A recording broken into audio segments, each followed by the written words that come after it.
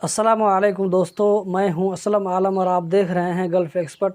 दोस्तों, आज की वीडियो में हम देखते हैं कि कतर वीज़ा सेंटर के बारे में क्या अपडेट है और वीडियो के आखिर में कतर में कोविड-19 का क्या सिचुएशन है इसके बारे में बात करेंगे। तो हम चलते हैं लैपटॉप की स्क्रीन पर और बाकी की चीज़ आप लोगों को वहीं दिखाते हैं। दोस्तों, मैं यहाँ पर अपने लैपटॉप की स्क्रीन पर आ चुका हूँ और गूगल में मैं सर्च करता हूँ कतर वीज़ा सेंटर और यहाँ पर जो फर्स्ट लिंक नज़र आ रहा है इस पर हम क्लिक करेंगे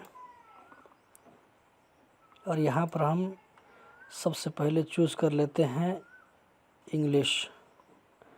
उसके बाद यहाँ पर हम कंट्री चूज़ कर लेते हैं बांग्लादेश। तो दोस्तों, आप देख सकते हैं यहाँ पर जो आपको मैसेज स्क्रॉल करता हुआ नज़र आ रहा है, यहाँ पर बता रहा है कि 21 मई से ढाका में कतर वीज़ा सेंटर ओपन हो चुका है। तो दोस्तों, इससे पहले जो है ये कतर वीज़ा सेंटर ढाका में बंद था, लेकिन ये 19 मई से फिर से ओपन हो गया है।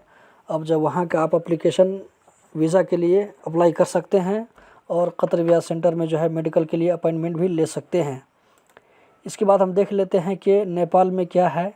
तो दोस्तों, आप देख सकते हैं यहाँ पर जो आपको स्क्रॉल करता हुआ मैसेज आ रहा है वो दिखा रहा है कि 2 मई से लेकर के काठमांडू में कतर वीज़ा सेंटर बंद है। अभी तक जो है इसके बारे में कोई नोटिस नहीं आया है, तो हमको यही मान करके चलना पड़ेगा कि जब तक इसके बारे में कुछ अपडेट नहीं आता है तो ये कतर वीज़ा सेंटर बंद रहेगा।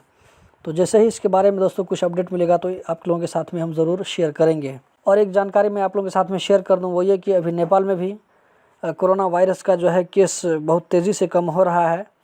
तो उम्मीद है कि अगर इसी तरह कम होता रहा तो उम्मीद है कि जल्द ही कतर वीज़ा सेंटर भी ओपन होने का चांस है। अब हम देख लेते हैं कि इंडिया में क्या सिचुएशन है। दोस्तों, ये जो है इस तरह अगर मैसेज हम करेंगे तो ये बहुत लंबा टाइम लग जाएगा।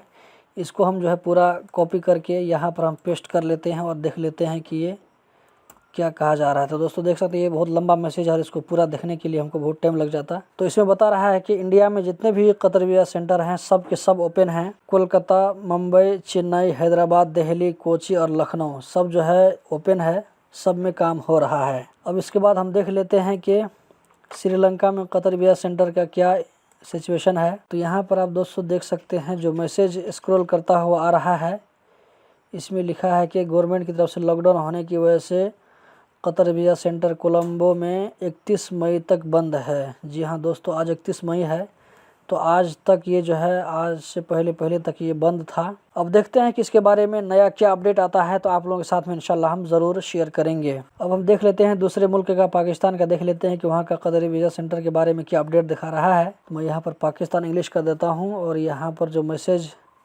आ रहा है वो दिखा रहा है कि QVC open at new location in Karachi, ये बहरिया कम्प्लेक्स।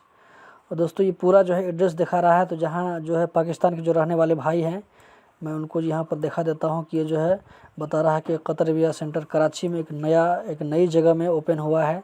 तो ये कौन सी जगह यहाँ पे आपको लोकेशन बता रहा है, तो उसी हिसाब से आप लोग जो है कतर वीज़ा सेंटर में मेडिकल के लिए जा सकते हैं। मैं इसको थोड़ा जूम कर देता हूं ताकि आप लोगों को ये एड्रेस बराबर पूरा नज़र आए। इसमें जो है इस्लामाबाद के बारे में कुछ नहीं कहा गया है। इसके बाद हम देख लेते हैं कि फ़िलीपीन में कतर वीज़ा सेंटर का क्या सिचुएशन है, वहाँ पे क्या बता रहा है।